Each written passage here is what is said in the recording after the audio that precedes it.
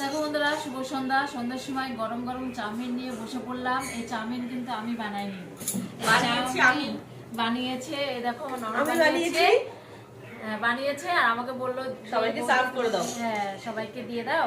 তা আমি কড়াই সমেত নিয়ে বসে পড়েছি, সব প্লেট নিয়ে এখন সবাইকে দেবো আর কি। আর আসলে আজকে সন্ধ্যাবেলায় বাবুটা বায়না করছে দীপন, আসলে এই বয়সে তো এরকমই খুব খিদে পায়। আর অনেকদিন পর কিন্তু আমাদের বাড়িতে আবার চাউমিন করা হচ্ছে। দীপন বলছে পিসি, মাকে বলছে মা কি যেতে বানাবো। শাশুড়ি মার শরীরটা খারাপের পর হতো না বায়না দিয়ে। এখন তো সন্ধ্যাবেলা আমি উঠে চলে আসি, মাকে একটু দেখতে হয়, ওষুধ দিতে হয়, ভাত নরম নরম ভাত রান্না করে দিয়ে খায়, তারপরে আমি বাড়ি চলে যাই। তো সেই জন্য বাড়িতে ছিলাম, তো বাবু বায়না করলো না বাবা ঝুরঝুরে চাউমিন একদম সস দিয়ে খাওয়া হবে গরম গরম ঠান্ডার মধ্যে। তার জন্য রেখে যদি থাকে কম করে সবাই খাওয়াবো।